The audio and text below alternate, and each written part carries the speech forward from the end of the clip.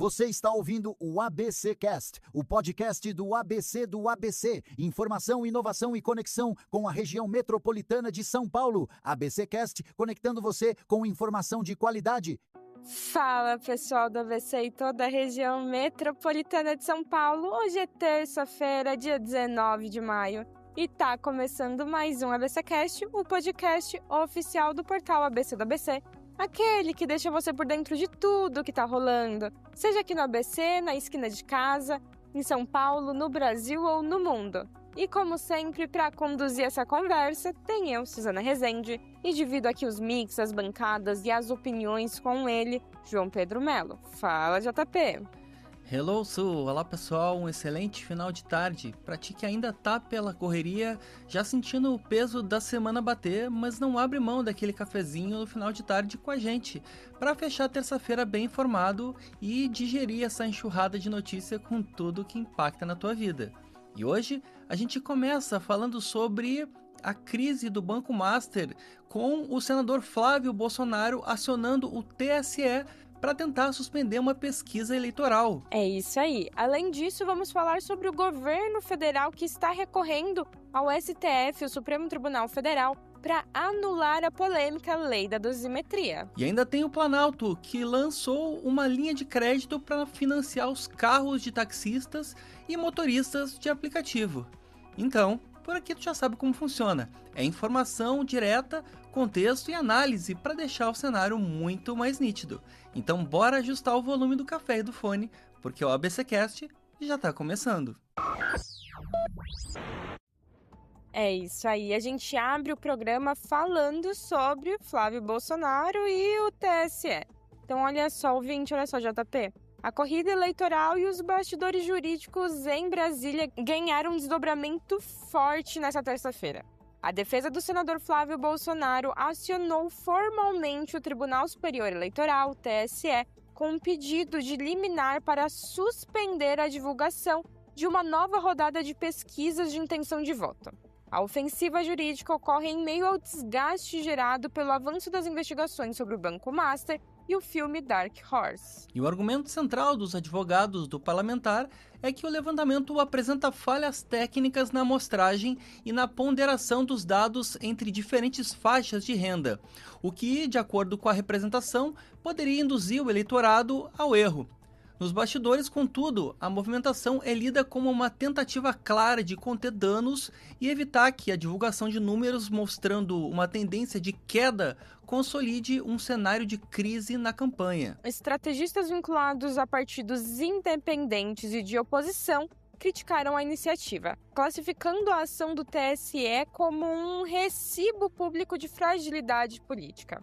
Parlamentares argumentam que a tentativa de barrar a pesquisa só joga mais holofote sobre a crise do Master, principalmente a recente revelação de que o próprio Flávio Bolsonaro visitou o ex-banqueiro Daniel Vercaro logo após a sua primeira prisão. E é o tipo de proximidade que vem causando um estrago direto nos palanques aliados. E agora os ministros do TSE devem avaliar o pedido de suspensão em regime de urgência, definindo se as porcentagens oficiais dessa queda nas intenções de voto virão ou não a público. Na prática, a decisão do tribunal servirá como um termômetro para mostrar se a justiça eleitoral vai tolerar campanhas que usam desculpas técnicas para esconder quem está à frente na campanha e quem está derretendo na corrida eleitoral.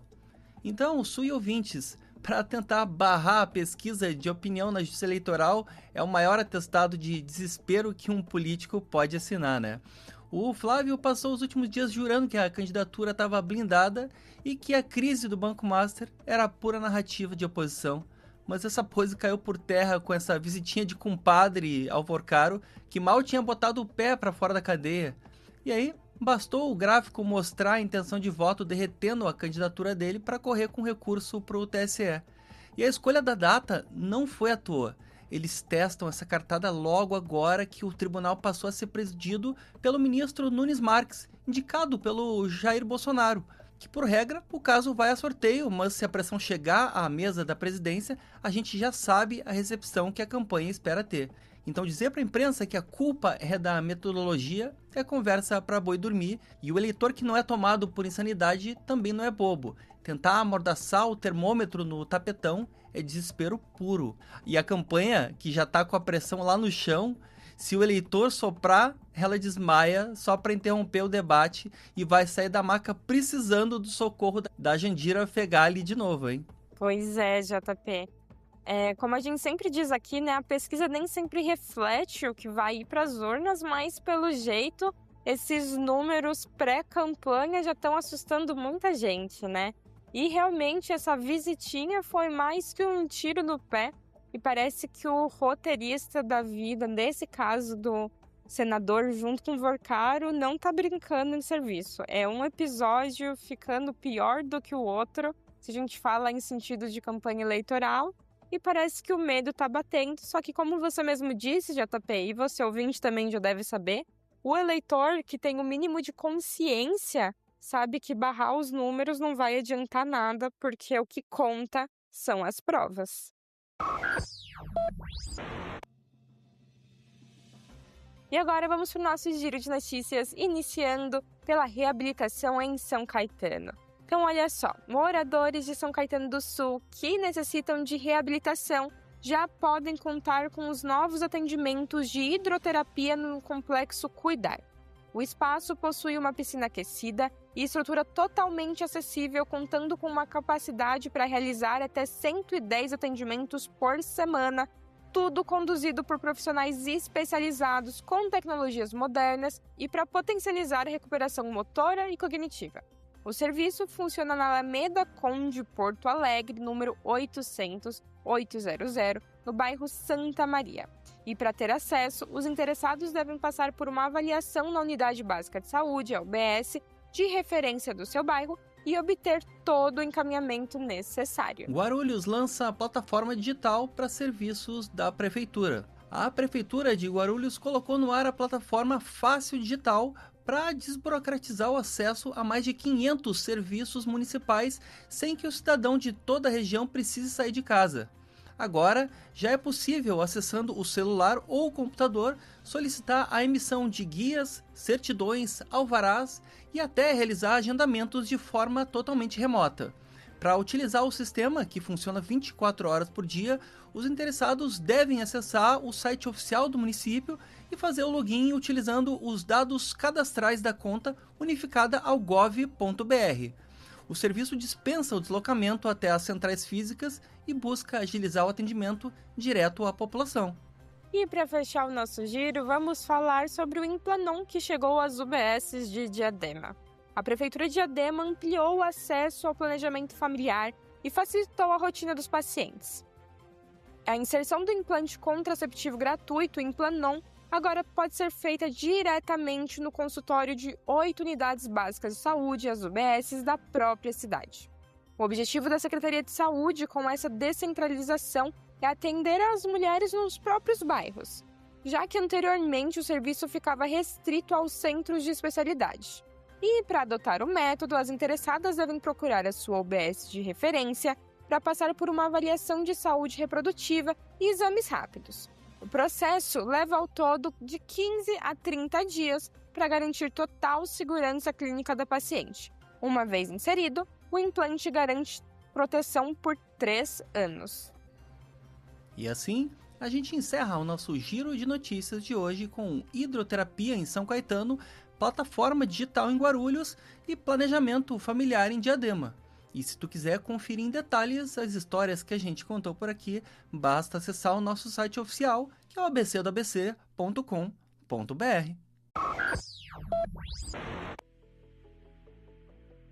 É isso aí. E agora, voltando para o nosso noticiário, vamos falar sobre a AGU e a lei da dosimetria, né? Então, olha só, ouvinte, a Advocacia Geral da União, a AGU, enviou um parecer nesta terça-feira pedindo que a Corte invalide e mantenha suspensa a polêmica lei da dosimetria. A nova legislação promulga após os parlamentares derrubarem um veto do presidente Lula. E isso altera o cálculo das penas e beneficia diretamente os condenados pelos atos golpistas do dia 8 de janeiro de 2023. E o que a AGU argumenta de forma muito dura no documento, Su, é que essa lei é um retrocesso institucional que premia quem tentou implodir a democracia. O texto aprovado no Congresso permite uma redução drástica de até 2/3 de pena para quem cometeu crimes contra o Estado de Direito. No ofício encaminhado ao ministro Alexandre de Moraes, relator no caso no STF, a Advocacia Geral afirma que a medida esvazia a punição estatal e inverte a lógica da justiça, deixando a República em situação de extrema vulnerabilidade. E ó, JP e ouvinte, o clima institucional esquentou, viu? Apenas um dia antes desse posicionamento da AGU, tanto a Câmara quanto o Senado protocolaram defesas contundentes a favor da manutenção da lei. A cúpula do Congresso avisou ao STF, Supremo Tribunal Federal, que a nova regra reflete a vontade legítima do parlamento e que não houve nenhuma irregularidade durante a sessão que derrubou o veto presidencial sobre o tema. É importante lembrar que a aplicação prática da lei, por enquanto, já estava congelada por uma decisão liminar do próprio Alexandre de Moraes, provocada por ações de partidos da base do governo, como o PSOL e a Rede Sustentabilidade. Na prática, essa flexibilização das regras penais servia como uma luva não só para aliviar a prisão da base radical que depredou a Praça dos Três Poderes, mas também pavimentava o terreno jurídico para beneficiar o ex-presidente Jair Bolsonaro em eventuais condenações futuras. Isso, fazer lei para criar habeas corpus VIP é assinar a própria confissão de culpa no Diário Oficial. O Congresso passou os últimos anos jurando que essa lei da dosimetria era só um ajuste técnico contra os abusos do judiciário, mas basta ler a letra miúda para a gente ver que a única coisa que eles querem ajustar é a rota da papuda. Cortar 2/3 da pena de quem quebrou os três poderes não é técnica jurídica não, é prêmio de consolação para golpista e de quebra já deixa a cama arrumada para tentar salvar a pele do Bolsonaro logo ali na frente. A AGU só fez o básico ao lembrar o Supremo de que não existe delivery de impunidade. O Congresso vem com esse papo furado de vontade popular para dar desconto na pena de quem quebrou a República, mas o eleitor não é bobo. Não adianta tentar lavar a cena do crime no Diário Oficial. O 8 de janeiro aconteceu, o golpe fracassou e a conta dessa aventura não vai ser paga com canetada de compadre não, hein? Pelo menos eu espero. JP, eu também espero, viu? Até porque uma coisa que você falou é que assinar ali a declaração de culpa, eles já não estão mais nem preocupados com isso, eles só querem sair impune mesmo. E uma coisa que a gente sempre vem dizendo aqui, a gente está em época eleitoral e principalmente em época de eleições nacionais, a gente vai decidir quem vai ser o presidente no final desse ano. E o que não pode acontecer é o 8 de janeiro de 2023, virar o 8 de janeiro de 2027 se a galera ficar revoltada com quem foi eleito. Então as penas têm que continuar e não adianta só os amiguinhos tentarem fazer com que isso diminua, porque eu espero que não funcione. E agora vamos falar sobre o crédito para motoristas de aplicativos e táxi. Olha só, o presidente Lula anunciou nesta terça-feira o lançamento de uma nova linha de crédito voltada especificamente para financiar a compra de veículos por taxistas e motoristas de aplicativo. A medida busca renovar a frota nacional e oferecer melhores condições de trabalho para a categoria, que há anos sofre altas taxas de juros e recusas nos financiamentos bancários tradicionais. E o programa promete juros subsidiados e condições facilitadas. Embora o governo ainda esteja amarrando os detalhes técnicos com bancos públicos, a intenção do Palácio do Planalto é criar um fundo garantidor para reduzir o risco de inadimplência, permitindo que os motoristas sem histórico de crédito robusto consigam acessar os valores para trocar de carro sem comprometer toda a renda com parcelas abusivas. Especialistas em mobilidade urbana avaliam a medida como positiva para a segurança e o conforto dos passageiros, mas alertam que ela não resolve a raiz do problema da categoria, que é a brutal defasagem das tarifas repassadas pelas plataformas digitais.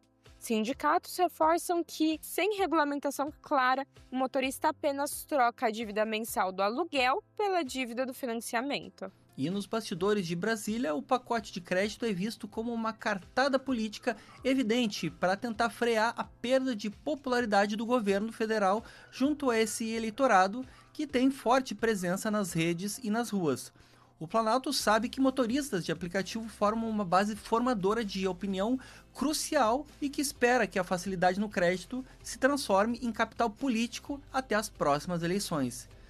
E Sui ouvintes, dar crédito mais barato para o motorista de aplicativo trocar de carro é igual a dar um balde novo para quem está com goteira no teto de água. Ajuda na hora, mas não resolve o problema principal. A categoria trabalha 14 horas por dia para pagar uma plataforma que fica com quase metade da corrida no bolso. O governo lançou uma linha de crédito jurando que é bondade, mas no fundo a gente sabe que tem muito do puro cálculo eleitoral em ano de pleito, para tentar, claro, recuperar o motorista que hoje bate forte no Planalto. Então facilitar a compra do carro é ótimo, mas se o aplicativo continuar pagando miséria por quilômetro rodado, o motorista só vai mudar a logomarca do boleto de quem ele deve. Exatamente, JP, é o que o próprio sindicato diz, só vai trocar uma dívida por outra. A gente precisa de uma regulamentação mais clara, de valores mais justos. Lembrando, quando a gente fala de valores mais justos, tem que sim ali responsabilizar as plataformas para que não atinja nem o motorista e nem o usuário final. Afinal, se os valores ficarem muito abusivos, nem a própria população vai conseguir utilizar esses serviços. Então, é o famoso precisa ficar bom para todo mundo, mas precisa pensar principalmente no trabalhador. E agora, vamos para o nosso quadro Quem Disse Isso? Se você não conhece, esse quadro aqui é queridinho por muita gente. Aqui nós trazemos uma frase daquelas que nos faz refletir sobre a vida, muitas vezes digna de legenda de foto no Instagram. Então, JP, conta pra gente qual que é a frase de hoje. Então, bora de frase, que essa vem de tempos antigos. Vamos lá. Ouve só, Su. A palavra é metade de quem a pronuncia. Metade de quem a escuta. Repetindo, a palavra é metade de quem a pronuncia e metade de quem a escuta. E é isso. Tem como adivinhar quem é o dono da frase de hoje? Ah, JP, você deu um spoiler aí, falando que vem de tempos antigos, né? Mas eu acho que tá meio difícil, então eu vou direto ao ponto. Quem disse isso foi o escritor francês Michel de Montaigne. E ele falou bastante sobre comunicação, que é uma via de mão dupla, né? Também tem aquele outro ditado popular, que para bom entendedor, meia palavra basta. A gente sempre depende do que o outro vai compreender, muito mais do que a gente tem a dizer. E é isso que ele queria falar. E ele escreveu isso há quase 500 anos atrás, no meio de uma guerra. Mas parece que também fecha com o roteiro dos episódios que a gente vem vivendo por aí, né, Su? A gente passa vendo político gastando saliva e cuspindo promessa para tentar fazer o eleitor meio de bobo. É campanha em queda livre, chamando o desespero de erro de amostragem. É congresso chamando anistia para golpista de ajuste técnico. O nível de cinismo dessa galera chegou num ponto tão bizarro que eles próprios já costumam não saber direito o que é verdade e o que é mentira. E transformam desonestidade intelectual em esporte olímpico. A tática desses caras hoje é exatamente apostar na preguiça de quem escuta, torcendo para que a gente não faça o esforço de ler a letrinha miúda. E esse cara era um otimista, porque achava que a gente queria dialogar. E de fato, hoje a palavra virou uma cortina de fumaça para tentar salvar a própria pele de muita gente, seja no tapetão do TSE ou na rota da Papuda. E justamente como eu sou um amante da palavra, eu me recuso a deixar o silêncio falar tão alto assim. E se eles gastam a saliva para esconder a sujeira, eu faço questão de gastar a minha para ler a letra miúda em voz alta e dar nome aos bois. Golpe é golpe, desespero é desespero. Quem tenta rasgar o dicionário vai ter que engolir a verdade, porque não adianta eles embalarem o golpe para presente com laço de fita, Su. Se o nosso ouvinte já rasgou o papel de trouxa, faz muito tempo. É isso aí, JP. E é com essa reflexão que nós terminamos mais um episódio do ABCcast. Lembrando que se você quiser nos acompanhar de segunda a sexta e acompanhar outros produtos, como o Cine ABC Metrópole para os amantes de cinema e o ABCcast Conexões que sai aos sábados, nós estamos disponíveis em todas as plataformas. YouTube, Deezer, Spotify, Amazon Music, Apple Podcast. Basta você buscar a sua preferida e dar o play. E se esse episódio fez algum sentido para ti, compartilha com alguém que também gosta de se manter muito bem informado sem enrolação. E manda a tua opinião pra gente, pode ser ideia, sugestão ou até aquela pauta que só tu reparou pelo caminho. A gente adora trocar essa ideia contigo, então já aproveita e passa lá no nosso Instagram, que é o ABC do ABC _oficial, porque tu já tá mais do que avisado, a nossa conversa não termina por aqui. É isso aí. Lembrando que se você gosta de se manter bem informado do esporte à política, sobre qualquer assunto a qualquer momento, o nosso site ele não para. Acesse abcdoabc.com.br, que lá tem notícias fresquinhas a todo momento só para você. E antes de fechar, a gente sempre deixa aquele nosso abraço para ti, que ainda tá pela correria no final do dia ou aproveitando em casa aquela pausa muito merecida. É muito bom ter vocês desse lado do fone e uma honra. Amanhã a gente tá de volta com mais notícia, contexto e cafezinho passado. E claro, dentro daquele mesmo compromisso de sempre, seguir juntos com firmeza e muita leveza. Então, tchau, tchau e até a próxima. Tchau, tchau. Esse podcast é uma produção do portal ABC do ABC. Apresentação: Suzana Rezende e João Pedro Melo. Edição: Rodrigo Rodrigues. Roteiro: João Pedro Melo. Direção de conteúdo: Tiago Quirino. E direção geral: Alex Faria.